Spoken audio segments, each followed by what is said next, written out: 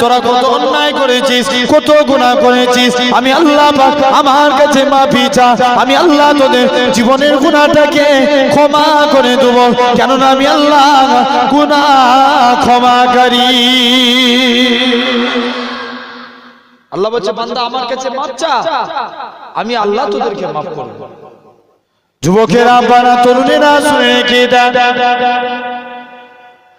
যুবকেরা নবী গোলামেরা আমার আল্লাহ জানিয়ে দেয়, কেননা আপনি আমি গুনাহ করতে ভালোবাসি, কেননা কোনো বান্দা যদি মরণের 1 বছর আগে তওবা করে আল্লাহ তার জীবনের গুনাহটাকে মাফ করে দিবে।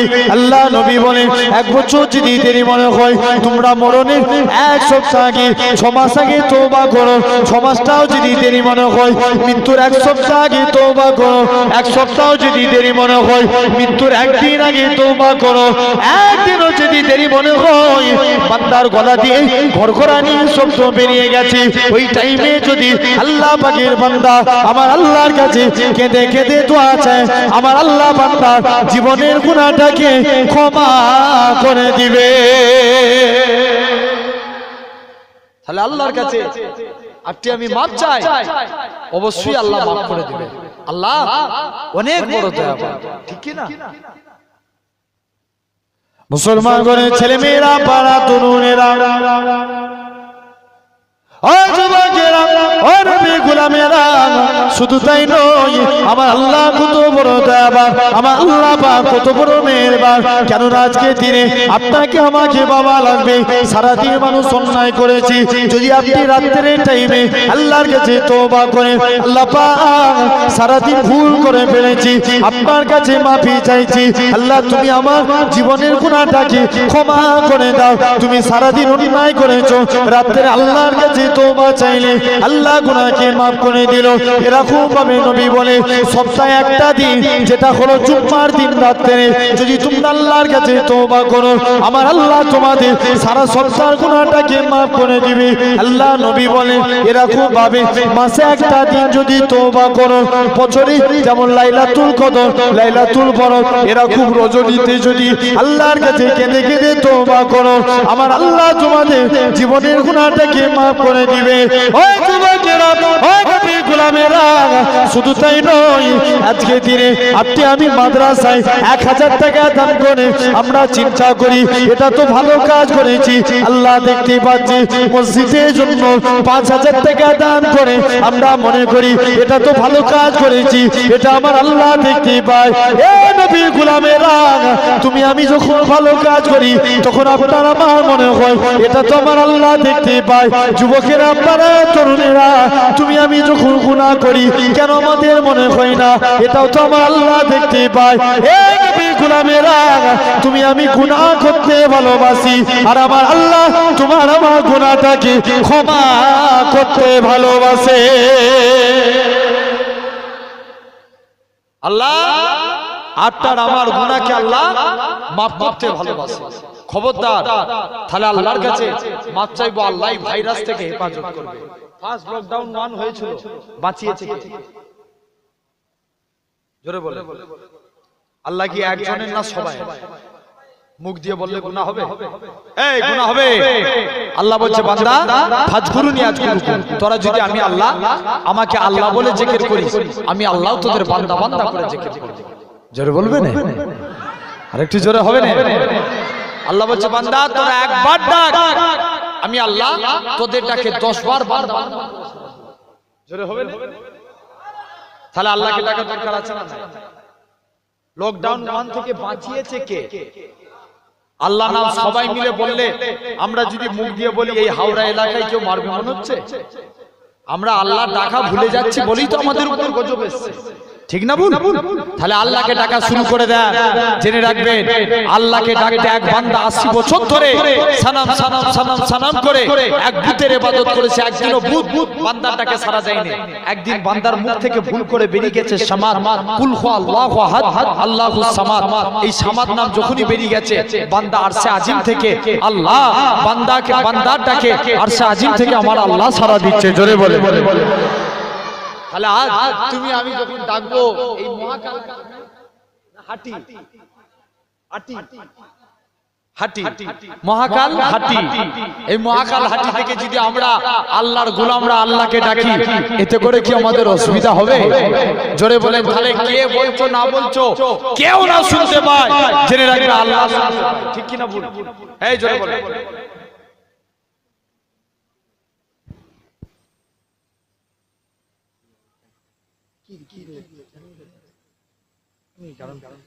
এক মিনিট দরুদ শরীফ আল্লাহ।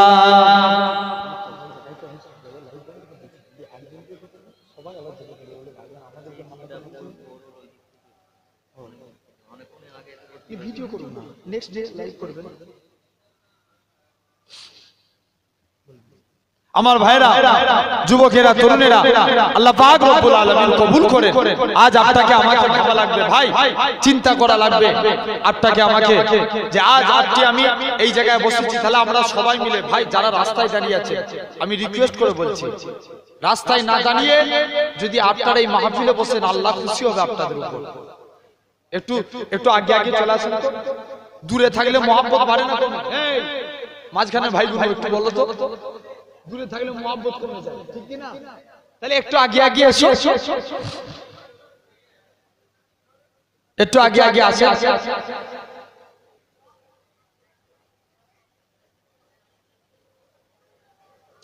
আমার ভাইরা একটু এই ফাঁকা জায়গাগুলো পুরা করে একটু আগে চলে আসে।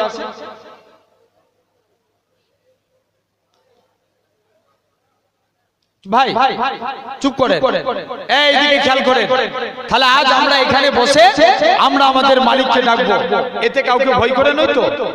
আজকে এক মেয়ে ছেলে, আজকে তো আমরা পুরুষ মানুষ বসে আছি, এক মুস্কান দেখেন, একজনের আল্লাহু আকবারের আওয়াজ শত শত গাদার আওয়াজকে পিছনে ফেলে দিয়েছে। জোরে বলেন সুবহানাল্লাহ। তাহলে আজ আপনাকে আমাকে জেগে উঠতে হবে, কারণ ইসলামকে মিটিয়ে দেওয়ার একটা প্রচেষ্টা চলছে, ঠিক কিনা বল? এই জোরে বলেন, আওয়াজ জোর করে তুলতে হবে। ইসলামকে মিটানোর প্রচেষ্টা চলছে না চলে না? মনে হচ্ছে ইসলামকে মিটাতে পারবে? জোরে বলেন, মিটাতে পারবে? এক বাক্যে সবাই মিলে বলেন, ইসলামকে হাজারো চেষ্টা করলে কালেমাকে মিটাতে পারবে? পারবে না। জেনে রাখেন, কারণ এটা আমার আল্লাহর মাদাদ আপনার আমার উপরে থাকবে, ঠিক কি না? জোরে বলেন সুবহানাল্লাহ। আমার ভাইরা, আমরা সবাই মিলে আল্লাহকে আল্লাহ বলে ডাকবো, আল্লাহ খুশি হয়ে যাবে। একসঙ্গে সবাই মিলে বলি, এই জায়গায় বসিয়েছে কে? যতজন দেখেন, কে বলছেন না বলছেন কেউ না শুনতে পায়, কিন্তু আল্লাহ শুনতে পায়। চালাকি করতে গেলে কপাল লাস্টে গেলে ফাটা হয়, ঠিক কিনা ভুল বলছি? একসঙ্গে সবাই মিলে বলেন, এই জায়গায় বসিয়েছে কে? আমার আল্লাহ। যে আল্লাহ আপনাকে আমাকে এই জায়গায় বসিয়েছেন, আলহামদুলিল্লাহ, আমরা আল্লাহকে খুশি করতে চাই তো? এই বসেছি কাকে খুশি করার জন্য? আল্লাহকে। আল্লাহকে খুশি করতে চাই। কারা কারা একটু হাত তুলে দেখাবেন? নারে তাকবীর। এই গভীর রাতে হাত তুলতে কষ্ট লাগছে? নারে তাকবীর। আলহামদুলিল্লাহ। ভাই, আল্লাহকে রাজি করার জন্য আজ আপনাকে আমাকে খেয়াল করেন, আজকে আপনাদের কাছে আলোচনা করে যাব। বলেছি একটা আয়াত, তার সাথে সাথে একটা হাদিস, আয়াতের উপরে, কোরআনের আয়াতের উপরে আলোচনা করব। তার আগে প্রাথমিক আমি প্রতিটা জায়গায় গিয়ে বলি, আপনাদের এসে বলছি, আল্লাহকে খুশি করতে গেলে ফার্স্ট কাজ, আল্লাহ বলেন, বান্দা তোরা, আমি আল্লাহ আমাকে সিজদা দে, আমি আল্লাহ তোদের উপরে খুশি হব, আমি আল্লাহ তোদের সওয়াবে ভরাবো। জোরে বলে। এখন বলেন, এই সমাজে মাতাল বাড়ছে না? ঠিক করে বলো। দেখবেন সমাজে মাতাল দুই প্রকারের হয়, একটা হচ্ছে স্ট্যান্ডার্ড মাতাল, আর একটা হচ্ছে কার মাতাল, আছে না? কথা বলে। দেখবেন যে মাতাল রোজ মদের দোকানে যায় মদ খেতে, আর কিছু আছে স্ট্যান্ডার্ড মাতাল, ওরা নিজেরা কিনতে যায় না, কার মাতালদেরকে দিয়ে কিনে আনায়, এরা ঘরে এসে নুকে নুকে খায়। আছে না? এরকম সমাজে কিছু মাতাল আছে, জানবেন এই সমাজে মাতালের ডেভেলপ হয়। জিনা ব্যভিচারী এখন বাড়ে না। আজকে কত তারিখ? 12 তারিখ, 13 তারিখ আজকে। কত বুঝতে পারছেন না? 8 না, আজকে 13 তারিখ পড়ে গেছে অলরেডি। হ্যাঁ, 8 কালকে 14 তারিখ। একটা ডে আছে না? দেখবেন যুবকরা এখন থেকে তৈরি হয়ে আছে, ঠিক না ভুল বলছি? যে ডেটার নাম হচ্ছে ভ্যালেন্টাইন ডে। এই ভ্যালেন্টাইন এর আসল রহস্য জানতে হবে। ভ্যালেন্টাইন হচ্ছে এক ব্যক্তির নাম। কার নাম? এক ব্যক্তির নাম। সে এখন প্রেম করে জেলে চলে গেছে। জেলে চলে গেছে, জেলে যেও প্রেম করার এত শখ, জেলে যেও প্রেম করা ছাড়ে না। কত বুঝতে পারছেন না? জেলে গিয়েও প্রেম ভালোবাসা শুরু করেছে। খ্রিস্টানরা ওর ওই ভালোবাসার ওর এই মানে আগ্রহটাকে দেখে 14ই ফেব্রুয়ারি দিয়ে দিল ভালোবাসা দিবস। তবে আমরা মনে করি এটা ভালোবাসা দিবস নয়, এটা হচ্ছে দুনিয়ার সবথেকে বড় লুচ্চামি দিবস, ঠিক কিনা? আমার ভাইরা, যুবকেরা, আটটাকে আমাকে কঠোর হতে হবে। ভাইদেরকে বলে যায়, বোনেদেরকে ওই দিনে রাস্তায় বেরোতে দেওয়া যাবে না। বাপগুলোকে বলে দিয়ে যায়, মেয়েদেরকে বাড়ি থেকে বার হতে দিবেন না। কত ধানে কত চাল দেখা যাবে, ঠিক কি না? আরে জোরে বলো। কিন্তু এখন শুনে কেউ বলে, হুজুর তুমি তোমার কথা বলে যাও, আমরা তো আমরা দেখি, ঠিক আছে, ঠিক কি না? আমার ভাইরা, যুবকেরা, তরুণেরা, তাহলে আজ আপনাকে আমাকে ভাবতে হবে। দেখেন এই সমাজে জিনা ব্যভিচারী এখন ওপেনলি কাজ হচ্ছে, ঠিক কি না? সব ডেভেলপ হচ্ছে, কিন্তু আমি প্রতিটা জায়গায় গিয়ে বলি, আপনাদেরও বলছি, বলুন তো এই সমাজে কি নামাজি বাড়ে? কথা বলো, নামাজি বাড়ে? শুনতে পাওনি? হ্যাঁ না না বাড়েন, ঠিক কি না? নামাজ পড়েন, আল্লাহ খুশি হবে, আল্লাহ আপনার উপরে রাজি হয়ে যাবে। জোরে বলে রাসূলুল্লাহ বলছেন শিরক হচ্ছে দুই প্রকার, একটা হচ্ছে শিরকে আকবার, একটা শিরকে আসগার। আকবার মানে বড়, আসগার মানে ছোট। বড় শিরক কোনটা? যেটা আল্লাহ ব্যতীত অন্য কাউকে সিজদা দেয়া। এই কপাল কার জন্য? আল্লাহ নামটা বললে সবাই মিলে বলেন, আল্লাহ খুশি হবে। কপাল কার জন্য? আল্লাহর জন্য। এটা আল্লাহ ব্যতীত অন্য কাউকে দেয়া যাবে ভাই? যাবে? যাবে না। আর শিরকে আসগার, লোক দেখানো কাজ। রাসূলুল্লাহ বলছে আমার উম্মতরা বেশি পথভ্রষ্ট হবে লোক দেখানো কাজের ব্যাপারে।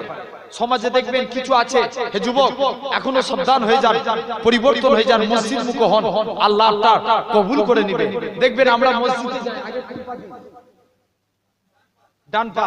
ডান পা দিয়ে মসজিদে প্রবেশ করি, ঠিক কি না? মসজিদে প্রবেশ করা ডান পায়ের এত বড় গুরুত্ব, মসজিদে আল্লাহ গুনাহ নিয়ে বান্দাকে মসজিদের ভিতর ঢুকতে দেয় না। পূর্বের সমস্ত গুনাহগুলিকে একটা পুটলির মতন করে মসজিদের বাইরে রাখা হয়। বান্দা যখন সিজদা দিয়ে আল্লাহর কাছে তওবা করে মসজিদ থেকে বাইরে হয়ে যায়, আল্লাহ জীবনের গুনাহকে maaf করে দেয়। শুধু তাই নয়, দেখবেন সমাজে কিছু কিছু ছেলে আছে একদিন মসজিদে যায়, কদিন? সেটা কোন দিন? জুম্মার দিন, শুক্রবার। দেখবেন ওই দিনে যেও তাড়াহুড়ো করে লাগায়, ইমাম সাহেবের কানে কানে যে হুজুর ছোট ছোট সূরা ধরবে তারা আছে। ভুল বলছি না ঠিক বলছি? এই জোরে বলো, বলে না অনেক লোক ইমাম সাহেব হুজুরের কানে কানে যে বলবে। দেখবেন রাসূলুল্লাহ বলছে যারা মসজিদে গেল নিজের মনকে বসাতে পারলো না, পাখিকে খাঁচায় রাখলে কি করে? ছটফট করে না? পাখিকে খাঁচায় রাখলে ছটফট করে। যারা মসজিদে গেল নিজের মন বসাতে পারলো না, মসজিদে যে ছটফট করে, রাসূলুল্লাহ বলবেন, আল্লাহ ফেরেশতাদের ডেকে বলবে, ফেরেশতারা যাও আমার ওই বান্দাদের নামগুলোকে সিলেক্টেড করে নাও, ওদের নামগুলো সব মুনাফিকদের খাতায় লিখে দাও। যারা মসজিদে গেল আলহামদুলিল্লাহ আমি সুন্দর জায়গায় এসে পৌঁছেছি, আল্লাহ বলবে যাও ফেরেশতারা ওদের নামগুলোকে সিলেক্টেড করে আল্লাহর মুমিন বান্দাদের খাতায় লিখে দাও। আরেকটু জোরে হবে না? তাহলে খাঁটি ভাবে নামাজ পড়তে হবে, ঠিক কি না? বল, যতটুকুন আমল যতটুকুন করব ইখলাসের সঙ্গে করব। দেখবেন কিছু কিছু নামাজি আছে, দুই বন্ধু মসজিদে গেছে, দেখবেন এই হাওড়া জেলায় হয় কি জানি না, আমি কয়েকটা জায়গায় মসজিদে দেখেছি, এক বন্ধু নামাজ পড়ছে আর একজনের মুখের দিকে তাকিয়ে হাসছে। ভুল বলছি না ঠিক বলছি? আছে না নাই? আরে কথা বলেন এরা, আল্লাহ আমি কাদেরকে নিয়ে পড়েছি জোরে বলো, আছে না নাই? এক বন্ধু নামাজ পড়ছে, আরেক বন্ধু পায়ে দিয়ে চিমটি কাটছে, ঠিক না ভুল বলছি? কদিন আগে একটা ভিডিও দেখলাম, নামাজ নিয়ে ফুচকিমি করছে, একজন রুকুতে গেছে আর একজন পিছনটা নিয়েছে তার মাথায় আফটার, সে এসে দাঁড়িয়ে গেছে, এমন করে দাঁড়িয়ে নামাজ পড়ছে আর এর পিছনে মাথাটাকে সে তার আফটার পিছনে অর্থাৎ পায়ের কোমরের কাছে মাথা গলিয়ে দিয়েছে, সে আর মাথা তুলতে পারে না, আর এই দাঁড়িয়ে আছে। কত বিতরণ এরকম করা যাবে? নামাজকে নিয়ে ছেলে খেলামো করা যাবে? এই জোরে বলেন করা যাবে? যাবে না। কিছু কিছু ভাই এমন আছে হঠাৎ করে মসজিদে কারেন্ট চলে গেছে, ও নামাজ পড়তে পড়তে বলে বলে হাইজা কারেন্ট চলে গেছে, নামাজ হবে? এই জোর করে বলো হবে? হবে না। তাহলে খাঁটি ভাবে পড়ো ইখলাসের সঙ্গে। আমরা দেখবেন আজকে অনেকে মনে করি জলসার ইস্তেহারে আমরা লিখি 786 লিখি না?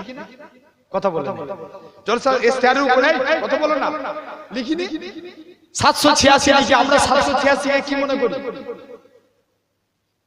জোরে বলো বিসমিল্লাহ ফির রহমানির রহিম মনে করি, তাই তো? এখন আপনাদেরকে জিজ্ঞেস করছি, একটা মুরগি দেবো আর 786 বলে জবাই করলে তুমি গোশতটা খেতে পারবে? কথা বলে খাওয়া যাবে? মুরগি হালাল হবে মনে হচ্ছে? আরে কথা বলো, হালাল হবে না আমার ভাইরা। যুবকের এই চালটা হচ্ছে ইহুদি নাসারাদের, ওদের চাল ছিল আল্লাহ মুসলমানদেরকে একটা রহমত করে পাঠিয়েছে, এদের রহমত থেকে কিছু বঞ্চিত করতে হবে, তাই ওরা একটা বিসমিল্লাহর নকশা বার করে দিল 786। প্র্যাকটিক্যালি মনে করেন আল্লাহু আকবারের নকশা 624 আপনার 620। এখন কোন আচ্ছা আপনার মানুষ আউযুবিল্লাহর নকশা 624, আল্লাহু আকবারের নকশা 420। এখন ধরুন নামাজি নামাজ পড়ছে, আল্লাহু আকবার না বলে 420 নিয়ত করে দিল, আউযুবিল্লাহ পড়ছে 624, বিসমিল্লাহ কি হবে 786। যে কোন একটা সূরা, সূরা ফাতিহা পড়ছে 1813, যে কোন একটা সূরা পড়ছে 1113, লাস্টে গেলে সালাম ফিরাচ্ছে 320 নামাজ হবে? জোরে বলো। তাহলে খাঁটি ভাবে পড়বো। অনেক মানুষ হয় অমনোযোগী হয়ে যায়, তুমি ইখলাসের সঙ্গে আদায় করো। আল্লাহ রাসূলের কাছে একজন যুবক ছেলে গেল ফতোয়া জানার জন্য। কি জানা? জোরে বলো। সাহাবীর প্রবলেম হতো, সাহাবী নামাজে দাঁড়াতে দুনিয়ার কথা চিন্তা এসে যেত, যখনই নামাজে দাঁড়াতেন দুনিয়ার কথা চিন্তা এসে যেত। সাহাবী রাসূলুল্লাহর দরবারে চলে গেলেন, আল্লাহ রাসূলের সঙ্গে দেখা পেলেন না, হযরত আলী হাজরাতের সঙ্গে দেখা পেলেন। হযরত আলীকে যে জিজ্ঞাসা করছেন, এ রাসূলুল্লাহ জামাতা হযরত আলী, আমি নামাজ পড়তে দাঁড়াই, প্রতিদিন নামাজে দাঁড়িয়ে আমার দুনিয়ার কথা চিন্তা এসে আমার নামাজটা কি আল্লাহর দরবারে কবুল হবে? হযরত আলী ডাইরেক্টলি ফতোয়া দিয়ে দিলেন, না, তোমার নামাজ আল্লাহর দরবারে কবুল হওয়ার নয়, পালাও। যুবকটা আরো কনফিউজের মধ্যে পড়ে গেল। যুবক ছেলেখানা কনফিউজ হয়ে যাওয়ার পর আস্তে আস্তে করে যুবক ছেলেখানা আটটা নিজের বাড়িতে চলে গেল। পরের দিন হয়েছে রাসূলুল্লাহর দরবারে আসে, আল্লাহ রাসূলের দরবারে এসে আল্লাহ নবীর কাছে ফতোয়া জানছেন। হুজুর, আলী হুজুরের কাছে দিয়ে কালকে ফতোয়া জেনেছিলাম, আলী হুজুর ডাইরেক্টলি ফতোয়া দিয়েছে আমার নামাজ হবে না, নামাজে পড়তে পড়তে আমার দুনিয়ার কথা চিন্তা এসে যায়, আলী হুজুর ফতোয়া দিয়ে দিয়েছে নামাজ হবে না। আল্লাহ নবী বলছে এই ব্যাপার? আলী হুজুরকে ডাকলেন, বাবা আলী আমার কাছে শুনো, যাও তুমি উযু করো, উযু করে এসে যদি 2 রাকাত নামাজ পড়তে পারো আমি রাসূলুল্লাহ তোমাকে একটা চাদর গিফট করব। জোরে বলবেন? আর একটু জোরে হবে না? হযরত আলী যখনই এই কথা শুনেছে, ভালোবাসার ব্যক্তির কাছে দিয়ে কেউ যদি কোনো জিনিস পায় অনেক এক্সাইটেড হয়ে যায় না? অনেক এক্সাইটেড হয়ে যায়, ভালোবাসার ব্যক্তির কাছে দিয়ে জিনিস পেলেন অনেক এক্সাইটেড হয়ে গেল। যুবক ছেলেখানা কি করেছে, আটটার হযরত আলী বলছে, নবীকে বললেন জি হুজুর ঠিক আছে। হযরত আলী পরিপূর্ণভাবে ওযু করে আটটার উযু করে হুজুর কি করলেন, নামাজে দাঁড়িয়ে গেছে। প্রথম রাকাত নামাজ পড়ছে, ইতমিনানের সঙ্গে নামাজ পড়ছে। দ্বিতীয় রাকাত নামাজ পড়ছে, মনে মনে চিন্তা করছে, আল্লাহ নবী তো আজকের দিনে আমাকে চাদর দিবে বলেছে। এখন আলীর মনে চাদরের চিন্তা ঢুকালো কে? নবী। কে ঢুকালো? নবী। হযরত আলী আটটা নামাজ পড়তে পড়তে চিন্তা করছে, নবী তো চাদর দিবে বলেছে, তো চাদরটা আম্মাজান আয়েশা দিবে না আম্মাজান হাফসা দিবে? দ্বিতীয় প্রথম রাকাত পড়েছে, ইতমিনানের সঙ্গে পড়ছে। দ্বিতীয় রাকাত যখন পড়তে যাচ্ছে তখন হযরত আলী মনে মনে চিন্তা করছে, নবী তো চাদর দেব বলেছিল, তো কার চাদর দিবে এই চিন্তায় পড়ে গেছে। আটটা হুজুর কি করেছে, নামাজ থেকে ফারেক হয়ে আল্লাহ নবীর দিকে তাকিয়ে মুচকে মুচকে হাসছে, নবীও আলীর দিকে তাকিয়ে মুচকে মুচকে হাসে। জোরে বলে। দুজনের দিকে তাকিয়ে হাসে। নবী জিজ্ঞেস করছে, আলী হাসো কেন?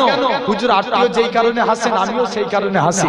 আল্লাহ নবী কাছে ডেকে বলছে, বাবা আলী তুমি যদি আমার কাছে সাহাবী হয়ে তোমার যদি নামাজের কথা, নামাজের দুনিয়ার কথা চিন্তা এসে, তার তো হবা কি স্বাভাবিক, সে তো অনেক দূরের সাহাবী। আমি বুঝানোর জন্য বললাম যে আলী হুজুরের নামাজে অমনোযোগী ছিল, এটা বুঝাচ্ছি না। মানুষের হয়ে যায় ঠিক কি না? তা বলে নামাজ ছাড়া যাবে? ছাড়া যাবে না। আলীর কথা বলি যে আলী কোনো এক টাইমে জিহাদের ময়দানে হুজুর যুদ্ধ করতে করতে পায়ে তিল লেগে গেছে, তীর ঢুকে যাওয়া সোজ বার করা অনেক কঠিন। হুজুরের পা থেকে তীর টেনে বার করে শরীরের চামড়া গোশত সব বেরিয়ে যায়, শরীর থেকে তীরখানা বার করতে পারে না। আল্লাহ নবী সাহাবারা, আল্লাহ নবী জামাতা হযরতে শেরে আলী রাদিয়াল্লাহু তাআলা আনহু হুজুরের কাছে চলে গেলেন। ও যুবকেরা, আল্লাহ নবী জামাতা হযরতে শেরে আলীর পা থেকে তীরখানা বার করতে পারে না। কাছে চলে গেলে আল্লাহ নবী হুজরা মুবারকে যে সালাম দেয়, আসসালাতু ওয়াসসালামু আলাইকা ইয়া রাসূলুল্লাহ হাবিবাল্লাহ। আল্লাহ নবী সালামের উত্তর দিলেন, ও বাবা সাহাবারা, কি জন্য তোমরা সালাম দাও? আল্লাহ নবী সাহাবারা বলতে লাগে, ইয়া রাসূলুল্লাহ হাবিবাল্লাহ, হযরতে আলীর পায়ে তীর লেগে গেছে, হুজুর তীরটাকে পার করতে পারি না, তাই আজকে দিনে আপনার কাছে এনেছি সলিউশন জানার জন্য। আল্লাহ নবী বলে, ও বাবা সাহাবারা, আমার আলী যখন নামাজে দাঁড়িয়ে যাবে অমন অবস্থায় তোমরা তীর খানা পার করে নেবে। আল্লাহ নবী জামাতা হযরতে শেরে আলী রাদিয়াল্লাহু তাআলা আনহু হুজুর আমার নামাজে দাঁড়িয়ে গেছে, আল্লাহ নবী সাহাবারা তীরখানাকে পার করে নিয়েছে, হযরতে আলী নামাজ থেকে পারে হয়ে পায়ের দিকে তাকায়, তীরখানা দেখতে পায় না।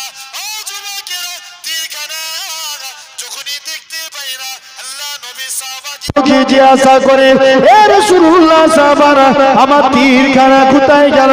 সাহাবা হুজুররা বলে, তুমি যখন নামাজ পড়তে দাঁড়িয়েছিলে তোমার পা থেকে তীরখানা পার করে নিয়েছি। আল্লাহ নবী জামাতা হযরতে শেরে আলী রাদিয়াল্লাহু তাআলা আনহু হুজুর আমার কি জানিয়ে দিয়েছিলেন, এ রাসূলুল্লাহ সাহাবারা, আমি আলী কেন আজকে দিনেতে কখন তোমরা আমার পা থেকে তীরখানা পার করেছো? আমি আলী আল্লাহর কসম করে বলি, নামাজ পড়তে পড়তে এতটুকু টের পাই না।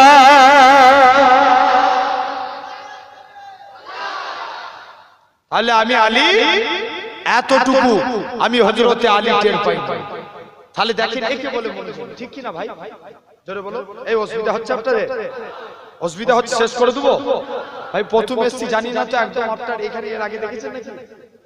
কথা বলে আমার ভাই এসেছে একদম প্রথম আপনাদের কাছে, নতুন নতুন, জানি না কে কিরকম ওয়াজ করতে ওয়াজ শুনতে ভালোবাসেন আর কে কিরকম শুনেন আমি জানি না, তবে আমি যতটুকু মনে করি আমার আল্লাহকে খুশি করার জন্য করব। তাতে আপনারা আমার ওয়াজ শুনে আনেন না আনেন, রেজেক দাতাকে জোরে বলে হকের জন্য বলে যাব, আল্লাহকে খুশি করার জন্য বলবো।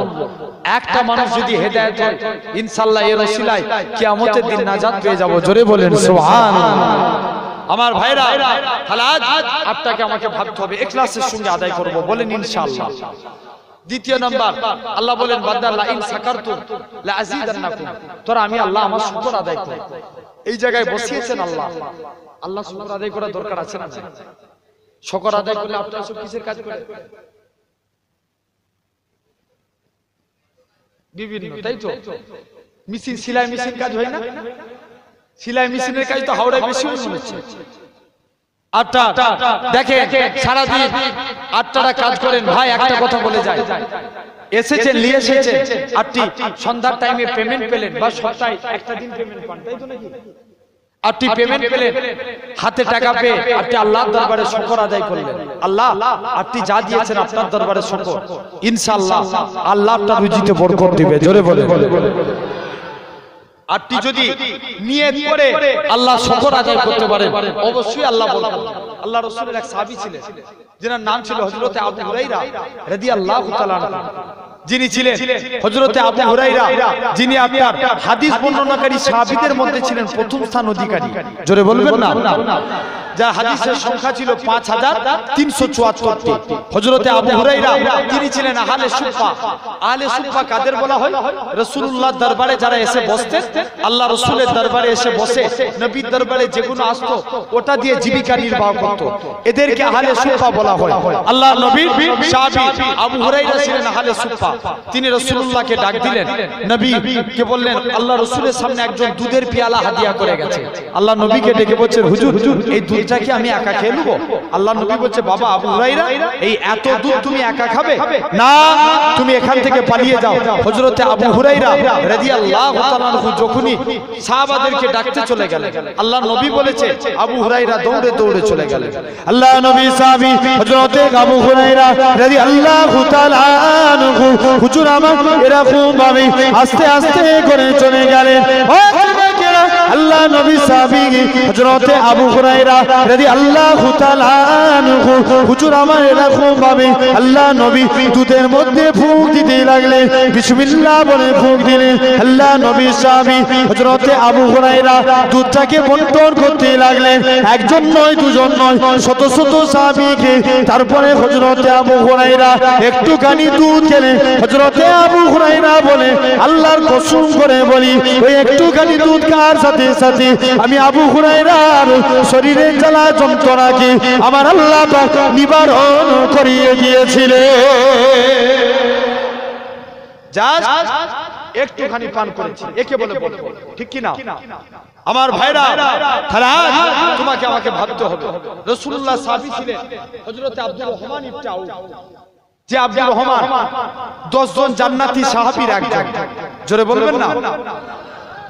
আল্লাহ রাসূলের এত বড় জলিলুল কাদের সাহাবী রাসূলুল্লাহ দরবারে গেলেন, ঈমানের কালেমা পড়ে মুসলমান হলেন। মক্কার কাফেররা হুজুরের উপর অকথ্যভাবে নির্যাতন শুরু করে দিল। মক্কার কাফেররা নির্যাতন করছে, আল্লাহ রাসূলের কাছে যে বলছে, হুজুর আমি আজকের দিনে আপনার কাছে এসেছি, মক্কার মানুষরা হুজুর আজকের দিনে আমাকে এই দিকে নির্যাতন করছে। আল্লাহ নবী বলছে, বাবা আব্দুর রহমান তুমি এখান থেকে চলে যাও, যে হাবশায় হিজরত করবে যাও।